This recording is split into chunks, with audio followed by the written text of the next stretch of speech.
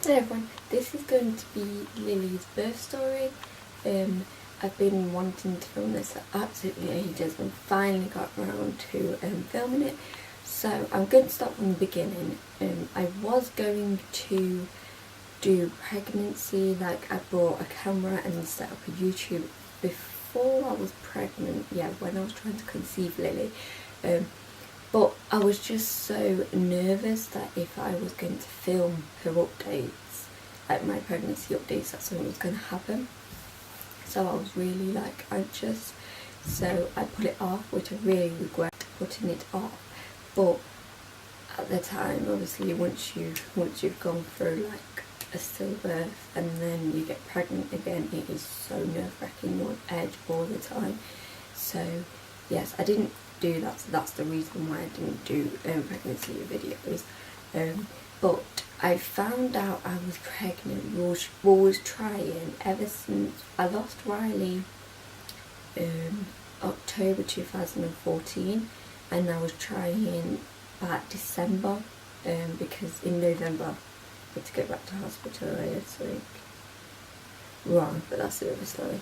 But so we had to start in December.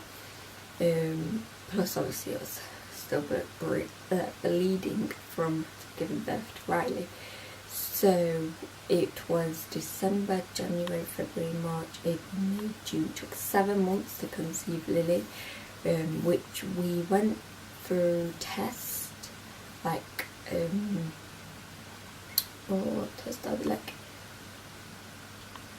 fertility tests, because it was taking that long. We thought something was wrong, but they kept on saying because I already had Riley and I got pregnant with Riley, my body can get pregnant and me and my partner can have babies together.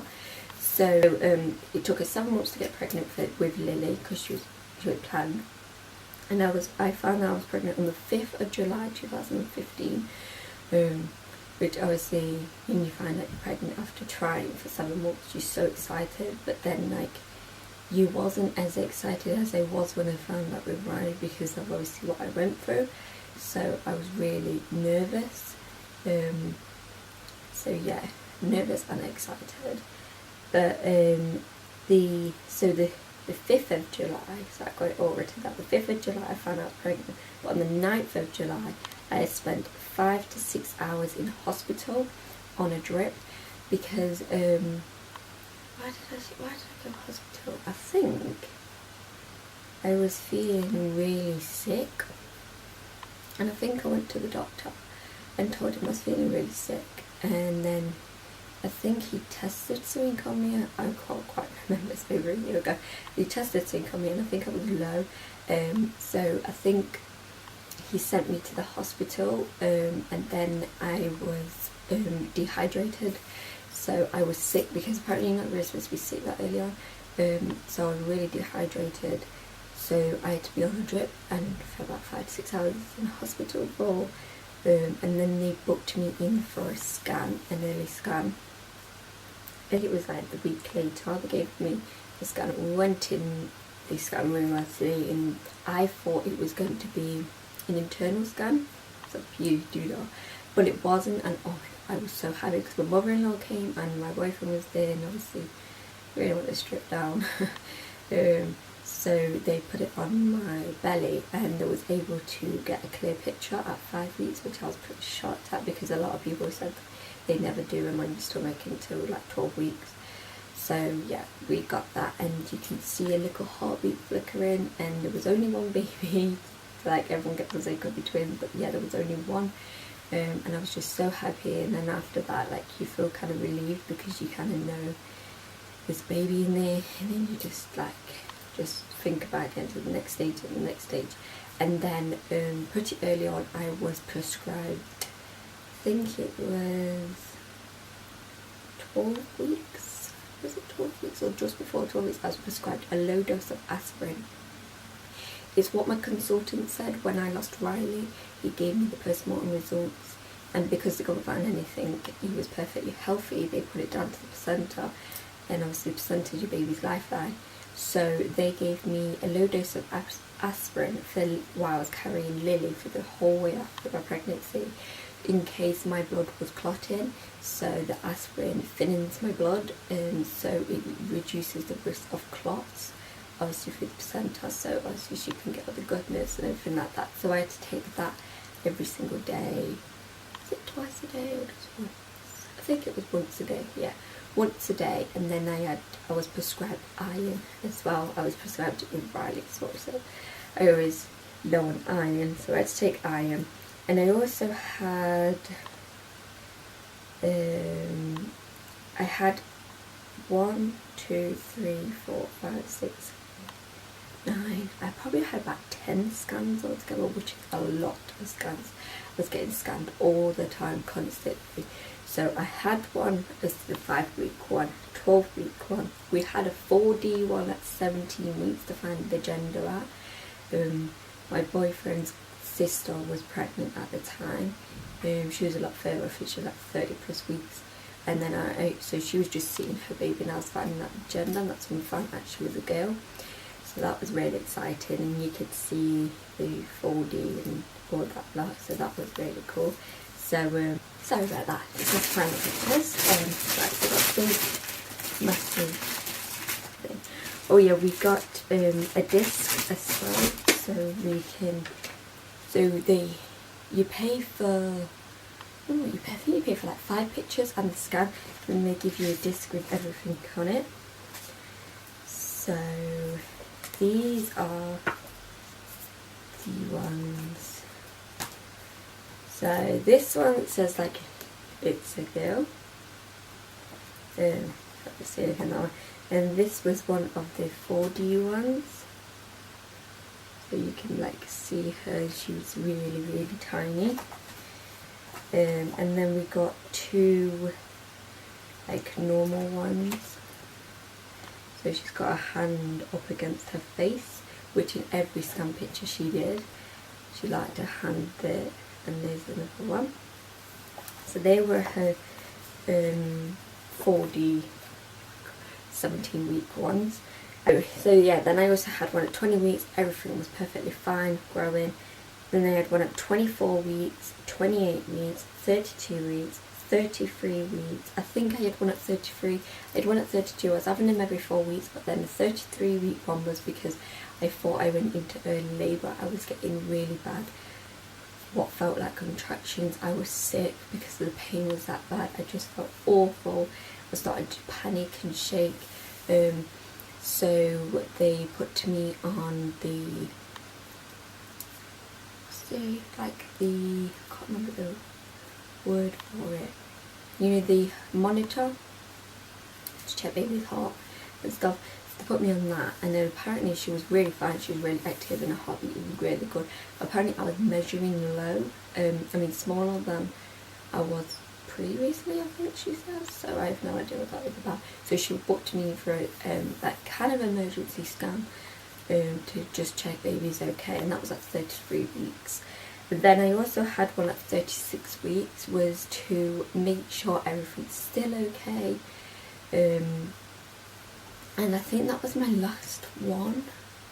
Pretty sure that was my last one. So I had like 1, 2, 3, 4, 6, 7, 8, 9. So that says 9, but I'm pretty sure. I think that's 9. If I would have had one more, it would have just been after 36 weeks, just to check the measurements.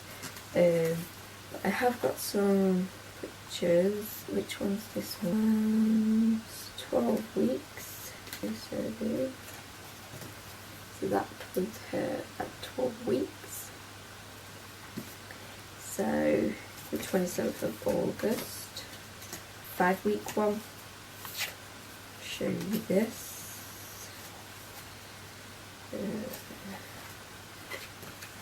So that was what we seen at 5 weeks, which was so tiny. Sorry about this. I think this video is going to be a mixture of pregnancy, explaining my pregnancy with Lily, and then the birth at the end. I don't know if I'm going to be doing it in 2 parts or just one. I thought I'd just show you some pictures. Scan pictures. So this one was 19 weeks and 5 days. So that's the one where they check all the organs and the brain. nothing was wrong there. Then obviously once you have your 20-week one, your 24 and 28 and all that, she's really, really big. So you can see that's like her face, and as you can see how chunky she filled out from the rest of them. This one says it was January 2016. Yeah, just I had a lot of scans to just obviously for my reassurance and their reassurance. Obviously didn't want anything to go wrong. So it also says the 11th of September I nearly had to have a brain scan. I nearly had to have an MRI scan because doctors thought I had a bleed on the brain, which obviously you being pregnant as well, that doesn't have. I really didn't want to have that scan. So what it came about was what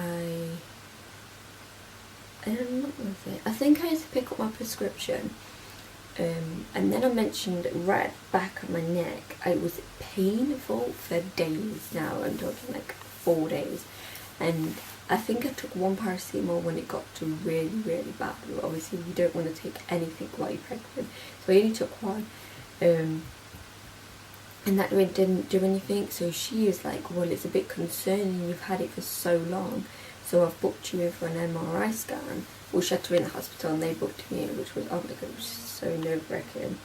So yeah, so they booked me in for an MRI scan. Turned out to be nothing. I felt Lillie about 14 weeks, it says here. I felt like bubbles, as people explain, because of the previous pregnancy I never felt Riley. So this time it's like pretty much new to me feeling, so I didn't really know what's feeling for, and it felt like little balls and tapping on my left side, I think it was, because my placenta was behind the baby this time, which I was so thankful for, because last time it was in front and cushioning the kicks, so this time it was behind Lillie. So yeah, I felt that. And then 16 weeks, it says I felt more poking and tapping on my left side. And then on the 27th of September, it would have just been about 16, 17, Ryan felt Lillie for the first time on the outside. He just like, as your belly, he just felt like that. And it was just like so great, because a lot of people don't really, the partners don't get to feel that early on. But there's nothing really on me anyway. So you felt it pretty early, so it's 17 weeks. It says 18 weeks and 6 days. Lillie moves all the time, especially at night, and they're getting stronger. And then her name, we named her on the 26th of September, that's when we found out she was a girl, and her name's called Lillie Riley. So we included Riley there. Then I think it's just saying she was so active all the time. Oh yeah, this is a bit weird. It says about the cramping. When I said we had to go in for 33 weeks, I had to go into like it's called an ABC ward. It's like an emergency pregnancy ward. So we had to go in there, and it says I had really bad cramping. Monitoring Lillie. They sent me for a scan. Everything was okay. Then I was allowed to go home, and they put it down to doing too much. So January time, just obviously just after Christmas, all the hectic and everything, they put it down to me doing too much. So the one was like, you need to rest, just rest, which is hard for me because I like to clean, I like to do everything, I like to cook, do all the house stuff by myself and all that lot. So I was like having to let Ryan do a lot more things and just sit back, which is hard because I don't like to be lazy. So yes, that was that. Right, so this is the labour bit now. So on the 22nd, I think, yeah, the 22nd of February 2016, I was told to go into hospital. I think I had to ring in, and I was told to go in, I think I was told to get ring in at 7, and apparently I was really busy that day on Monday morning, which I can imagine it's Monday morning. So I was told to go in at 9 o'clock, I think it was. I think it was 9. And oh my god, it was such a nightmare trying to get there because we've got a dog. we had to go and drop my dog off at my boyfriend's sister's house to look after her. Obviously we're not going to be here, so we'll have to look after her. So we had to drop her off, we had to get a taxi, and it was just hectic. Obviously you're rushing around nervous and everything. So we finally got to the hospital. Excuse me, they did all the regular checks, your blood pressure, your weight, everything like that. And I don't think they started me on anything until I can't remember how long they started me, but they started what it's called, but it's basically what it looked like anyway. It was like a tampon. It's like a strip. Say this is the strip, and at the top it had like, I don't know, some like jelly thing, and that went up your doodah.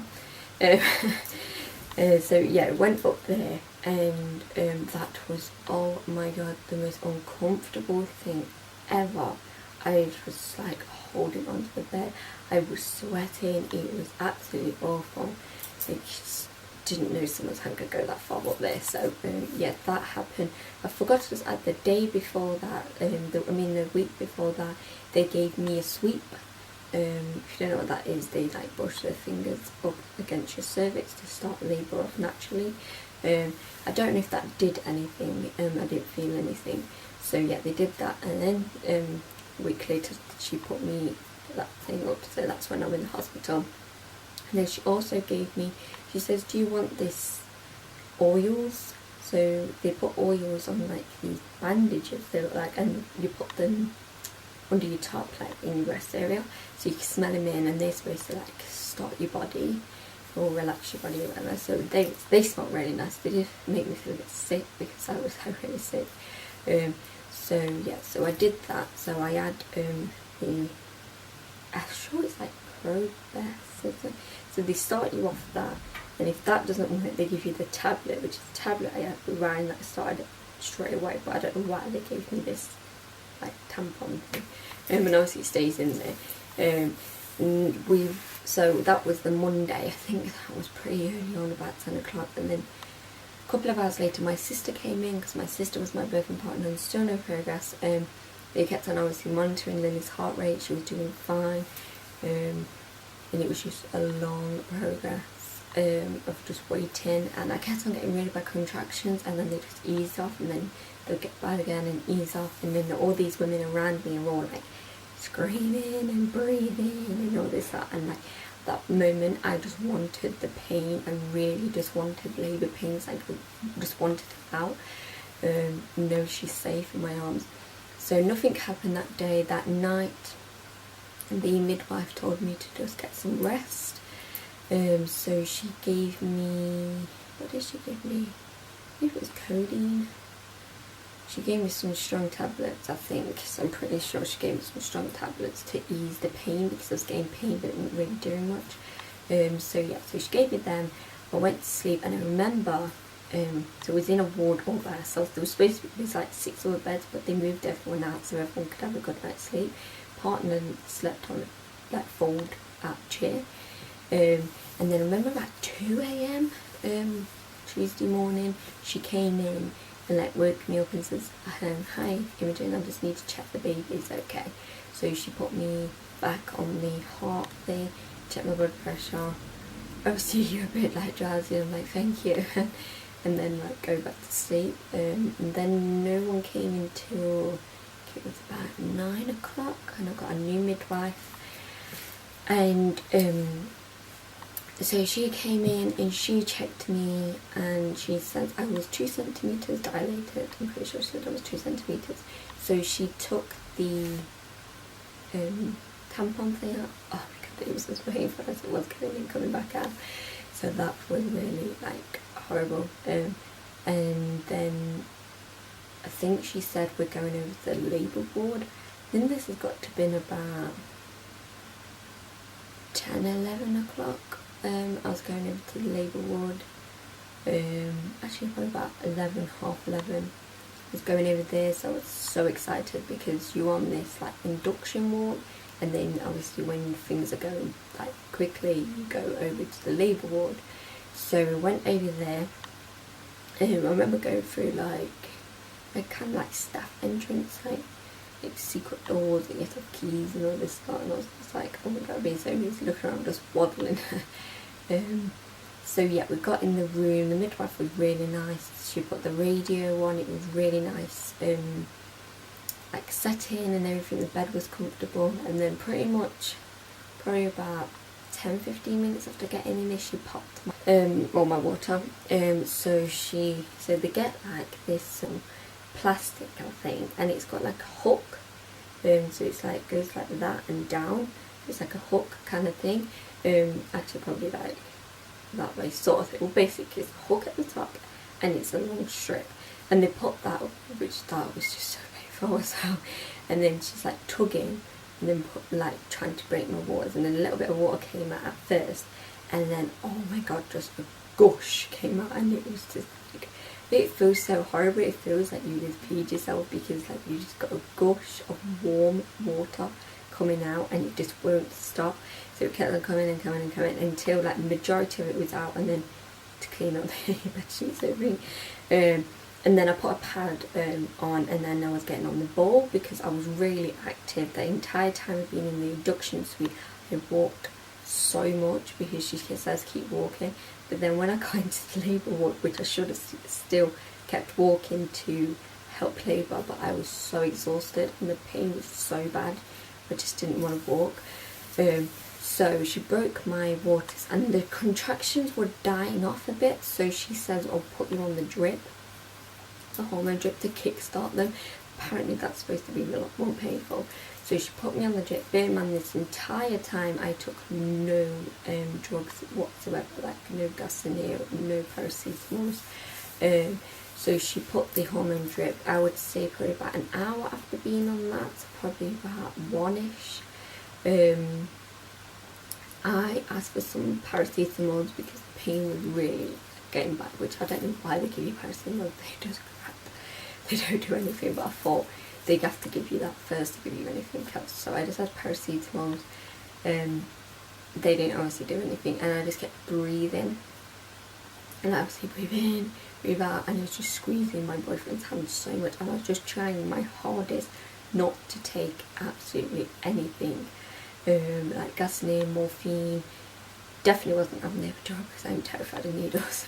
So yeah, I was trying my hardest just to have nothing and just breathe through it. And then I think it got to about 2 o'clock, the pain was just bad, or about 1:30, the pain was just terrible, and I was just like, I need something stronger. So she got me the Gassinier, so I had that for a couple of hours until she was actually born. But obviously the Gassinier makes you sick, so I thought, even though she gave me, let's see, with the drip, when they put in, actually no, I think it was in my arm, because she couldn't get it in my arm. So yeah, she put that in. Actually she didn't put it in, a specialist doctor put it in because I've got really skinny small veins, so midwives really struggle. So yeah, she put a sickness thing in. I don't know why, because I just threw that straight back up, like everything, anything I was having, I threw up. So I can remember I was having contractions, and I was like, obviously doing in the Gassinier, and I threw up in the Gassinier, and all over myself. It was just disgusting, it wasn't pleasant whatsoever. So obviously my sister and my boyfriend are helping me like take off my top and everything, and all you're doing is you're just dozing. I was closing my eyes to try and concentrate on breathing. So after all that happened, I still kept on breathing, and then the contractions were getting more stronger and more frequent, because she kept on upping the hormone drip. So every time she did that, I got really bad pain. So it didn't take long, I would say probably about an hour, probably about 3 o'clock, an hour of pushing, and pushing and pushing, and oh my god, I never felt that pain. Like it was just so bad. So I was pushing for probably about an hour, and she was born at 4:05, and it was so painful. Like obviously the head came out first, but what was so painful is her head. I delivered her head and her shoulder, so that's why I was in excruciating pain, because both my boyfriend here and my sister, you know, squeezing into her hand, and both their hands were like marked and bleeding from like how much I was squeezing. I was so sorry about that to them, but yeah, it was so painful. So that's why. And after I delivered her head on her shoulder, the rest of it just came out pretty easily. And I teared. I didn't know until I delivered the placenta. Obviously, once they give you the baby, they rank up the cord, and then they give you an injection in your leg, and the placenta, like I can't remember if I had to push. I think I had to give it one push, and that just comes out. So yeah, and then they check you. Oh, that was so painful. I think they put like 2 fingers and you put it all around to see if there's any tears, and I did. I teared. I got a grade 2 tear, it was called, and it's inside. I teared in like internally inside. So I remember like this like surgery person came in and she put needles in my, I think it was in my bum, to numb that area, and then stitched me up, which I was so like pain, like just so much pain. I can remember I was swollen for weeks. It was proper bad for getting that tear, all worth it, but yeah, it was really bad. And then I forgot to mention she weighed £5 7.5 ounces, so she was really tiny. She was 25 grams under the weight of them letting you out. The hospital, like letting you go, my hospital, they let you go the same day if nothing's wrong. So I wasn't allowed to go. I had to stay overnight because they was concerned that she wouldn't feed because she was so tiny, which I was shocked. I was expecting like a 6 to 7 pound baby, and I got a 5 pound baby. So yes, she was really tiny. Tiny baby clothes were so big for her. So yeah, we stayed on the ward for the night. I got an hour's sleep until my partner came back because I was so scared to go to sleep, because a couple of hours after he left, she choked on some sick, and I was just absolutely paranoid. So I did not go to sleep whatsoever. I said I had an hour. I pretty much stayed awake the entire time because I was so scared something was going to happen. And the next day they did all her checks. She passed her hearing, they checked her hips, her eyes, everything she passed. So we was allowed home, and her feeding, she was feeding well, like really good. And I think we was allowed home about, I'd say about 3ish. We was allowed home. But yeah, the ward people was really nice. And everything, like I was in, like, you got like a whole ward, and then you got the office, and you got like the kind of not special but more needy patients. I was in one of them, because I couldn't move. I had to press the buzzer for them to come. it was so bad to sit down. I was like I was struggling so much. I struggled for like over a month to try and sit down. It was just terrible. Like down there was just bad. So yeah, it took me quite a while to recover. But I didn't actually bleed that much. I was pretty shocked. Like after labour, obviously you're supposed to bleed loads, and I bled more on my first period after having Lillie than I did while I was like after giving birth, which is just bizarre. But anyway, so we got home and everyone came. As you can imagine, you get loads of visitors, and it was so hectic. It was lovely but hectic, and everything. Everyone was seeing Lillie and congratulating us. And then finally, when everyone went, I can remember I didn't go to bed until like 3 o'clock because I was tidying. You wouldn't believe it, but I was tidying up. I was so like, I don't know, you know when you're not home, I just wanted to be home and then unpack all my bags, so realistically I should have just gone to sleep. But anyway, yes, so I did all of that, and then finally went to bed, and then we kept on getting, oh no, that was it. We have to have, it says here, the midwife came the next day and weighed Lillie. And she weighed £5 3 ounce, which obviously so she lost 5 ounces, but they lose the weight all the time. They lose the weight and gain it back. And then on the 28th, she was back to her birth weight, so a couple of days later she was back.